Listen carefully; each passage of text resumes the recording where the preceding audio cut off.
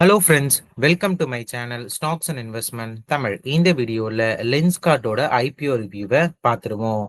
நீங்க இந்த சேனலோட முதல் வியூவரா இருந்தீங்கன்னா மறக்காம இந்த சேனலை சப்ஸ்கிரைப் பண்ணி உங்க ஆதரவை தெரிவிங்க.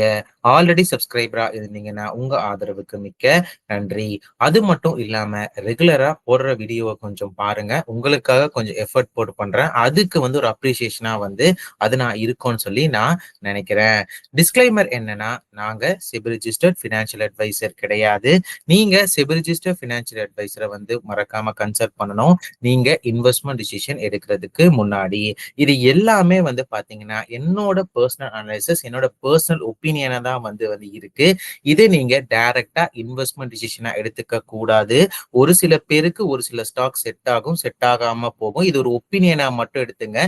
இன்வெஸ்ட்மெண்ட் அட்வைஸா மட்டுமே எடுத்துக்காதீங்க. ஏன்னா வேல்யூவேஷன் சில சமயம் ஸ்ட்ரெஸ் பண்ணி இந்த வீடியோல நம்ம சொல்றதா இருக்கு. அது சில பேர் பாத்தீங்கன்னா கொஞ்சம் மிஸ் அண்டர்ஸ்டாண்டிங் பண்ணிக்கிறீங்க. அதனால இங்க நான் தெரிவிக்க விரும்புறேன். இந்த கம்பெனி பாத்தீங்கன்னா இந்த ஐவேர் மார்க்கெட்ல இருக்கிற கம்பெனியா இருக்காங்க. சோ இந்த கம்பெனி பாத்தீங்கன்னா ஒரு சக்சஸ்ஃபுல் ஸ்டார்ட் அப்பாவும் பேசப்பட்ட கம்பெனி. ஆல்மோஸ்ட் பாத்தீங்கன்னா இந்த கம்பெனி பினான்சியல் 2025ல ஒரு ப்ராஃபிட்டபிள் கம்பெனியாவும் இருக்காங்க. சோ ஹை மார்ஜின் பிசினஸ் இருக்கிற கம்பெனியாகவும் இந்த கம்பெனி இருக்காங்க. ஏன்னா இந்த கிளாஸ் மேக் செல்ஃப் மேக் பண்றதுல ரொம்ப பெரிய மார்ஜின் பாக்குறதுனால. அது மட்டும் இல்லாம இந்த கம்பெனி பாத்தீங்கன்னா லார்ஜஸ்ட் செல்லரா இருக்காங்க. பிரிஸ்கிரிப்ஷன் ஐ கிளாஸஸ்ல வால்யூம்ஸ் கணக்கெடுக்கும் பொழுது பினான்சியல் 2025ல organise retailers like Titans, fix makers அந்த மாதிரி பார்க்கும் பொழுது இன்டர்நேஷனல் மார்க்கெட்ல இந்த கம்பெனி பிரசன்ஸ் இருக்குங்க. Japan, south east Asia, middle ஈஸ்ட்ல இருக்காங்க. 5ல் 1 பங்கு பாத்தீங்கன்னா ரெவன்யூ இன்டர்நேஷனல் மார்க்கெட்ல இருந்து பாக்குற கம்பெனியா இருக்காங்க. பிளஸ் ஆர்கனைஸ் ரீட்டைலர்ஸ்ல பாத்தீங்கன்னா பிரிஸ்கிரிப்ஷன் ஐ கிளாஸ் பேசிஸ்ல இந்தியாஸ் லார்ஜஸ்ட் பிளேயராகவும் ஏசியா செகண்ட் லார்ஜஸ்ட் பிளேயராகவும் இருக்காங்க.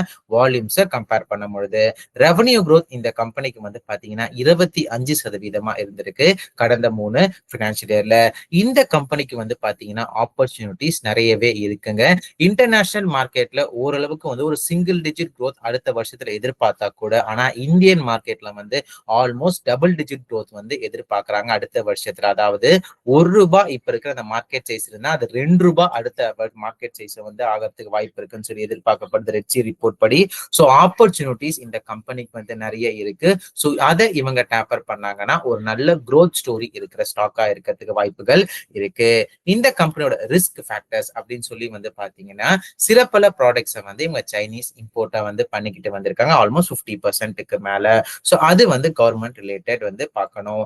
அது மட்டும் இல்லாம இந்த கம்பெனி பாத்தீங்கன்னா மெயின் ஸ்ட்ரீம் ரெவன்யூ கன்சிஸ்டன்டா இன்க்ரீஸ் ஆயிருந்தாலுமே அதர் இன்கமும் கிராஜுவலா இன்க்ரீஸ் ஆயிருக்கு. சோ பினான்சியல் 2025 பேலன்ஸ் ஷீட் எடுத்து பார்க்கும் பொழுது அதர் இன்கம் பினான்சியல் 2025 டபுள் ஆயிருக்கு. சோ அந்த மாதிரி அட்ஜஸ்ட் பண்ணாலே இவங்க ப்ராஃபிட் காமிச்சிருக்காங்களா, அது கொஞ்சம் டவுட்டாவே இருக்கு. சோ மெயின் ஸ்ட்ரீம் ரெவன்யூ எவ்வளவுக்கு எவ்வளவு ப்ராஃபிட் இவங்களுக்கு கொடுக்குதோ அதுதான் பாத்தீங்கன்னா ஒரு நல்ல ஹெல்த்தி growth மார்ஜின்ஸா இருக்கும்னு சொல்லி நான் நினைக்கிறேன். பிளஸ் இந்த கம்பெனிக்கு பாத்தீங்கன்னா லோக்கல்ல டைட்டன்ஸ், பிக்ஸ் மேக்கர்ஸ், அதுக்கப்புறம் பாத்தீங்கன்னா சின்ன சின்ன கடைகள், அதுக்கப்புறம் பாத்தீங்கன்னா சில சில ஐ ஹாஸ்பிட்டல்ஸே கூட பாத்தீங்கன்னா சில கிளாஸஸ் மேக் பண்ணி தராங்க. சோ அந்த மாதிரி காம்படிஷன் இருக்கு. குளோபல் லெவலையும் பாத்தீங்கன்னா யூஎஸ் அந்த மாதிரி இதுல குளோபல் பிராண்ட்ஸும் இந்த கம்பெனிக்கு காம்படிஷன் பண்றாங்க. ஏன்னா ஹை மார்ஜின் பிசினஸ் இல்லையா. சோ நிறைய காம்படிட்டர்ஸ் இருக்காங்க. அதுல மார்க்கெட் ஷேர் எப்படி டைட்டா ஹோல்ட் பண்றாங்களோ அதை பொறுத்து இந்த கம்பெனியோட growth ஸ்டோரியும் இருக்கு. அது மட்டும் இல்லாம சோ இந்த கம்பெனியோட ஃபர்ஸ்ட் ப்ரொமோட்டர் ஹோல்டிங் கம்மியா இருக்குங்க. அரௌண்ட் ஒரு 17 to 18% போஸ்ட் ஐபிஓல இன்னும் கொஞ்சம் குறையத்துக்கு வாய்ப்பு இருக்கு. பப்ளிக் ஷேர் ஹோல்டிங் ஆல்மோஸ்ட் 80% அளவுக்கு இருக்குங்க. சோ பிரைஸ் மூவ்மெண்ட் அதுவும் நிர்ணயிக்கிறதுக்கு வாய்ப்புகள் இருக்கு. பிளஸ் இந்த கம்பெனியோட பிரைஸ் டு சேல்ஸ் எடுத்து பார்த்தாலும் சரி, இவி பை எபிட்டா எடுத்து பார்த்தாலும் சரி கொஞ்சம் அதிகமாவே இருக்குங்க. வேல்யூவேஷன்ஸ் எடுத்து பாத்தீங்கன்னா ஏன்னா இப்பதான் ரீசெண்டா இவங்க ப்ராஃபிட்டபிளா பண்ணிருக்காங்க. அதே மாதிரி ஜூன் 2025 ப்ராஃபிட்டபிள் பண்ணிருக்காங்க. வேல்யூவேஷன்ஸ் அரௌண்ட் 200 டைம்ஸ் earnings வந்து இருக்கு. சோ அதற்கு மாறா வந்து பிரைஸ் டு சேல்ஸ் எடுத்து பார்த்தாலும் 8x வந்திருக்கு. பிரைஸ் டு எபிட்டா எடுத்து பார்த்தாலும் 71 டைம்ஸ் ஏர்னிங்ஸ் வந்து இருக்காங்க. கொஞ்சம் ஹையர் சைடா தான் வந்து நான் பார்க்கிறேன் வேல்யூவேஷன்ஸ் இந்த லென்ஸ்கார்ட் ஐபிஓக்கு. ஜிஎம்பி இந்த கம்பெனிக்கு ரூ. 77 இருக்கு. 19.15% அளவுக்கு லிஸ்டிங் கெயின்ஸ் தரத்துக்கு வாய்ப்புகள் இருக்கு.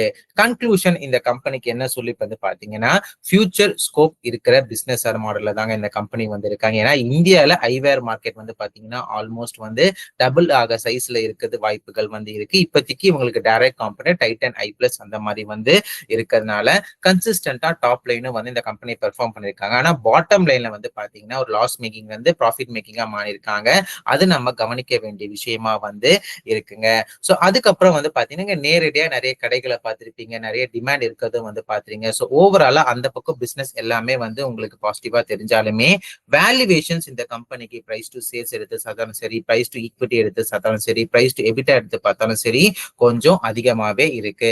எனக்கு இந்த கம்பெனி வந்து ஒரு நல்ல growth அப்படின்னு சொல்லி நம்பிக்கை இருக்கு அப்படின்னு நினைச்சு நான் லாங் டேர்ம் ஹோல்ட் பண்ண போறேன் அப்படின்னு நினைச்சு இன்வெஸ்ட் பண்ண நினைக்கிற இன்வெஸ்டர்ஸ் கூட வேல்யூவேஷன்ஸ் கொஞ்சம் அதிகமா இருக்கிறனாலையும் ப்ரொமோட்டர்ஸ் சொல்லி கொஞ்சம் கம்மியா இருக்கனாலையும் கொஞ்சம் ரிஸ்க் கொஞ்சம் அதிகமா இருக்குன்னு சொல்லி நான் நினைக்கிறேன் கரண்ட் மார்க்கெட் கண்டிஷனை பார்க்கும் பொழுது. அதனால நீங்க இதுல இன்வெஸ்ட் பண்ண ஆசைப்பட போறேன் அப்படின்னு நினைக்கிறவங்க கூட ஐபிஓ பிரைஸை வந்து ஒரு நல்ல ஸ்டாப் லாஸா இருக்கும்னு சொல்லி நான் நினைக்கிறேன்.